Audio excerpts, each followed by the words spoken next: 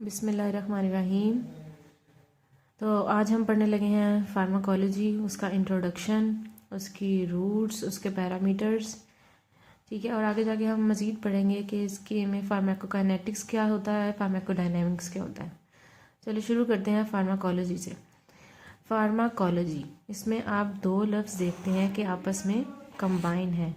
Pharma का मतलब है ड्रग और लॉजी का मतलब है स्टडी। मतलब फार्माकोलॉजी दो लफ्ज़ों से मिलकर बना है, जिसको आप समझ सकते हैं ड्रग और स्टडी। मतलब फार्माकोलॉजी है स्टडी ऑफ ड्रग्स। ठीक है, उसके बाद आप आते हैं इसकी डेफिनेशन पे। डेफिनेशन को पहले हम रीड करके बताते हैं, उसके बाद आपको उर्दू में समझाती हूँ कि इसका मतलब क्या है। Pharmacology is the branch of medicine concerned with the uses, effects and modes of action of drugs। Pharmacology का मतलब ये है कि फार्माकोलॉजी एक मेडिसिन की ही एक ब्रांच है, जिसमें आप मेडिसिन के मोड्स ऑफ एक्शन मतलब मैकेनिज्म उस ड्रग का, उसके यूजेस और उसके एडवर्स इफेक्ट्स पढ़ते हैं। ठीक है, एडवर्स इफेक्ट्स भी पढ़ सकते हैं, बेनिफिशियल इफेक्ट्स भी पढ़ सकते हैं। मतलब फार्माकोलॉजी में आप मेडिसिन का मैकेनिज्म ऑफ एक्शन में आप ये पढ़ते हैं कि ड्रग किस तरह रिसेप्टर पे बाइंड करती है, किस तरह मेटाबोलाइज होती है और किस तरह इंटरेक्ट होती है और अपना एक्शन बॉडी में प्रोड्यूस करती है। ठीक है, मैकेनिज्म ऑफ एक्शन को आप MOA भी कह सकते हैं। ठीक है, MOA यानी मोड ऑफ एक्शन भी कह सकते हैं। उसके बाद हम पढ़ते हैं उसी ड्रग का यूजेस ऐसे जैसे आप एक एंटी डायरियल ड्रग खा रहे हैं, तो आपको पता ही है ना कि जैसे नाम से पता लग रहा है एंटी डायरियल यानी कि डायरिया में यूज़ होने वाली ड्रग। जैसे अब एक एंटी अल्सर ड्रग्स हैं, जैसे कि आप लेते हैं एंटासिड्स लेते हैं, ओमेगा लेते हैं, उसमें आप सॉल्ट है आपके पास ओमेप्राजोल, यानी कि वो एंटी अल्सर मतलब अल्सर नाम से पता लग रहा है एंटी अल्सर ड्रग है। ठीक है, उसके बाद आप उसके इफेक्ट्स देखते हैं। इफेक्ट्स बेनिफिशियल भी हो सकते हैं, जैसे कि यूजेस में भी वो बात समझा दी है, या फिर उसके एडवर्स इफेक्ट्स भी हो सकते हैं। एडवर्स इफेक्ट्स से मुराद ये भी हो सकता है, जैसे अगर आपको एक ड्रग है वो सूट नहीं करी या बॉडी उसके बारे में रिएक्ट करना स्टार्ट कर गई है, तो वो आप उसको एडवर्स इफेक्ट में ले सकते हैं। या फिर आप इस फार्माकोलॉजी को इस तरह भी समझ सकते हैं, एडवर्स इफेक्ट्स में बहुत सारी कॉम्प्लिकेशंस आई, या फिर आप वो ड्रग आपकी बॉडी में इंटरेक्ट करना शुरू कर सकती है। या फिर इस तरह भी कि एक ड्रग है, आप उसमें फार्माकोलॉजी में उसकी इंटरेक्शंस भी पढ़ते हैं। आगे जाके आप पढ़ेंगे तो आपको समझ आएगी। इंटरेक्शंस में आप ये करते हैं कि अगर आप पहले से ही एक थेरेपी ले रहे हैं मेडिसिन की, तो उसके साथ अगर आप ये कोई और ड्रग शुरू कर दें मेडिसिन, तो वो आपस में दोनों अगर मिसमैच कर जाएं तो वो आपस में इंटरेक्ट करके कॉम्प्लिकेशंस बढ़ाती हैं। ठीक है, तो फार्माकोलॉजी का मतलब आपको समझ आ गया होगा कि इसका मतलब है ऐसी मेडिसिन की ब्रांच जिसमें आप मैकेनिज्म ऑफ एक्शन पढ़ते हैं ड्रग का, उसके यूजेस, थेराप्यूटिक यूजेस पढ़ते हैं, एडवर्स इफेक्ट्स या बेनिफिशियल इफेक्ट्स पढ़ते हैं, इंटरेक्शंस पढ़ते हैं। ठीक है, अब हम नीचे आते हैं और देखते हैं, जैसे मैंने आपको ऊपर पहले भी बताया कि फार्माकोलॉजी का मतलब है ड्रग स्टडी। इसी तरह फार्माकोलॉजी दो लफ्ज़ों से बना है, फार्मा और कोलॉजी। मतलब pharma means drugs, logy means study of drugs.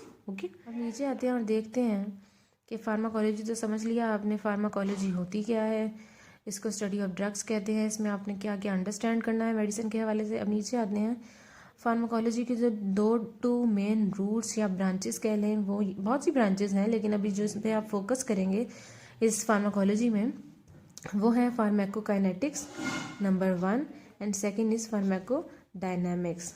Pharmacokinetics and pharmacodynamics ये दो मेन रूट्स हैं फार्माकोलॉजी की। फार्माकोकाइनेटिक्स में आप पढ़ते हैं कि what body does to drug, और फार्माकोडायनेमिक्स में पढ़ते हैं what drug does to body.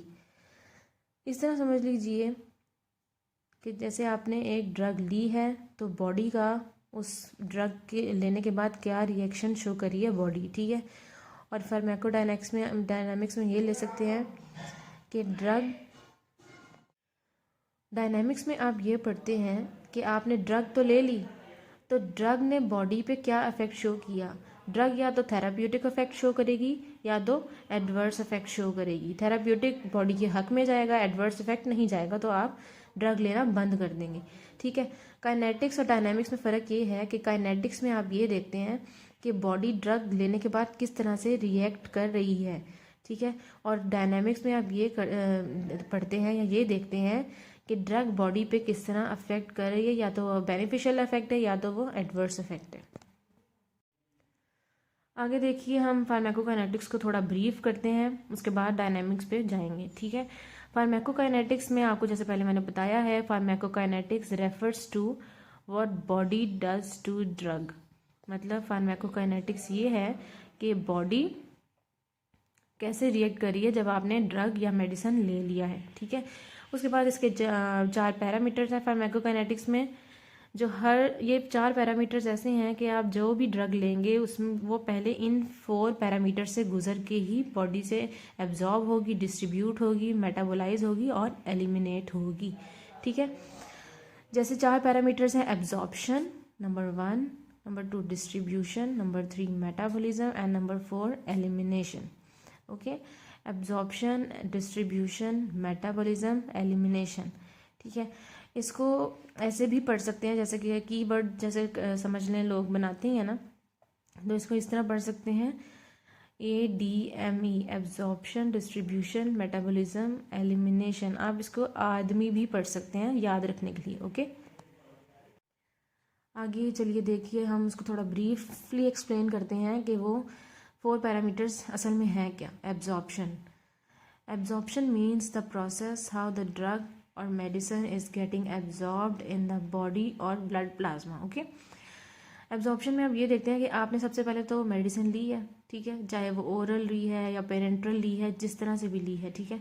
तो आप वो जब आप दवाई लेते हैं तो वो किस तरह से बॉडी में जाके एब्जॉर्ब्ड होती है। आपको ये पता ही है कि पहले जब आप ड्रग लेते हैं तो वो आपकी जो मेडिसिन है वो ब्लड स्ट्रीम में पूरी तरह से फैल जाती है, प्लाज्मा में या आपकी बॉडी में वो एब्जॉर्ब होने की कोशिश करती है। उसके बाद जैसे ही ड्रग एब्जॉर्ब होना शुरू होती है, जिस भी रूट से लिया हो आपने, ओरल लिया हो, नेज़ल लिया हो, आईवी लिया हो, IM लिया हो, जिस तरह भी या ओरल लिया हो, तो सबसे पहले होती है एब्जॉर्ब, ठीक है।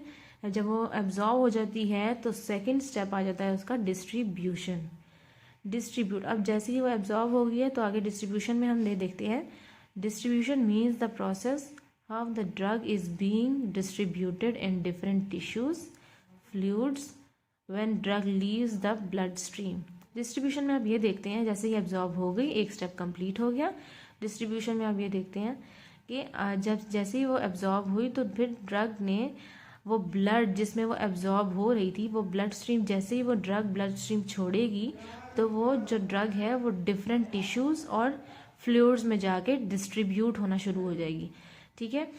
या तो वो ड्रग इंटरस्टिशियल फ्लूइड में होगी या किसी भी फ्लूइड में होगी, तो वो जैसे ही ब्लड से जहाँ पे वो एब्जॉर्ब होना शुरू हो रही थी वो ब्लड स्ट्रीम ड्रग छोड़ेगी और ड्रग डिफरेंट टिश्यूज़ और फ्लूइड्स में डिस्ट्रीब्यूट हो जाएगी, ओके, ठीक है। डिस्ट्रीब्यूशन के बाद मेटाबॉलिज्म, ये इसका 3rd स्टेप है, ठीक है। इतने तो 2 स्टेप उसने कंप्लीट कर लिए। अब वो डिस्ट्रीब्यूट जैसे हो गई है, उसके बाद क्या करना है, metabolism, the drug medicine is metabolised bye liver और अदर टिश्यूज।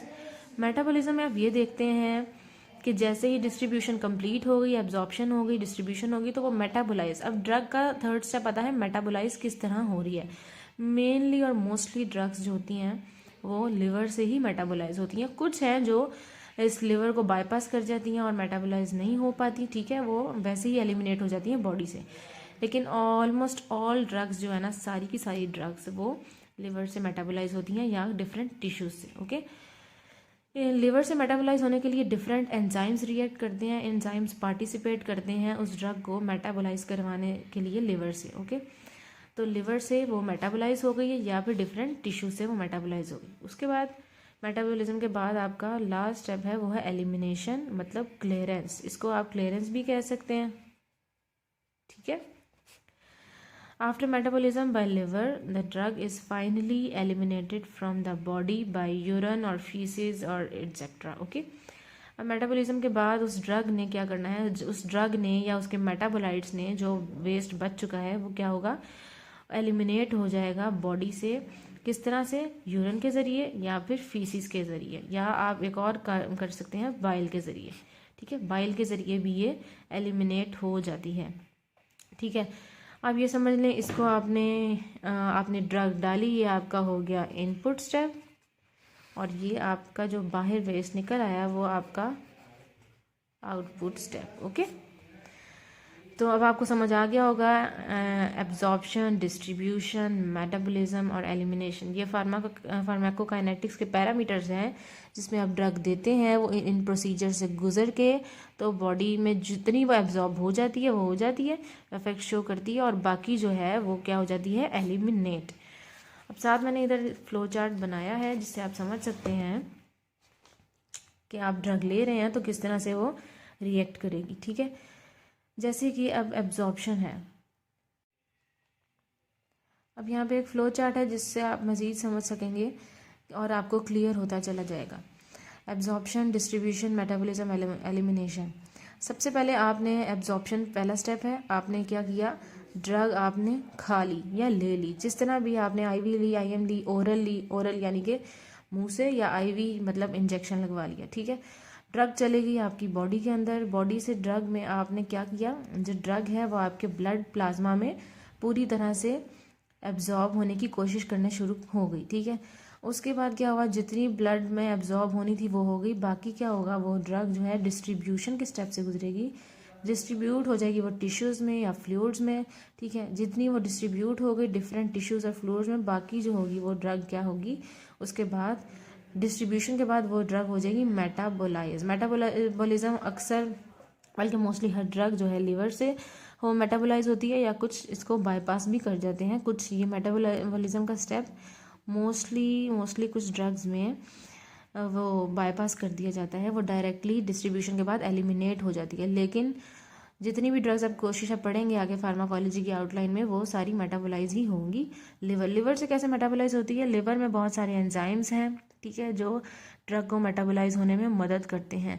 एंजाइम्स बहुत से होते हैं, एंजाइम 3A12 भी एंजाइम है, PA4 एंजाइम है, बहुत से एंजाइम हैं जो आप आगे जाके पढ़ेंगे जैसे जैसे आप ड्रग्स पढ़ते जाएंगे। ठीक है, उसके बाद जो मेटाबॉलिज्म के बाद लास्ट स्टेप होता है एलिमिनेशन। एलिमिनेशन में मतलब जो ड्रग जितनी एब्जॉर्ब होनी थी वो, एलिमिनेशन में आप ये पढ़ते हैं जितनी ड्रग एब्जॉर्ब होनी थी वो यहाँ एब्जॉर्प्शन से लेकर एलिमिनेशन तक एब्जॉर्ब होती चली आई है। ठीक है, चाहे वो डिस्ट्रीब्यूट हुई है, चाहे वो मेटाबोलाइज हुई है, जहाँ तक एलिमिनेशन तक पहुँचते हैं उसमें सिर्फ आपका आउटपुट ही निकलता है। जैसे कि जो ड्रग आपकी बच गई है या उसके मेटाबोलाइट्स बच चुके हैं वो आपकी बॉडी या यूरिन से एलिमिनेट हो जाएंगे, या तो फीसिस के ज़रिए या यूरिन के ज़रिए या बाइल के ज़रिए। ठीक है, वो आपकी एलिमिनेट हो जाएगी और वही आपका आउटपुट होगा, और जितना ड्रग हमने दिया था वो आपका इनपुट कहलाएगा। ठीक है, आसान लफ्ज़ों में ये समझ सकते हैं आप। ठीक है, तो बस यही हर ड्रग का यही प्रोसीजर है, पहले वो एब्जॉर्ब होगी, डिस्ट्रीब्यूट होगी, मेटाबोलाइज होगी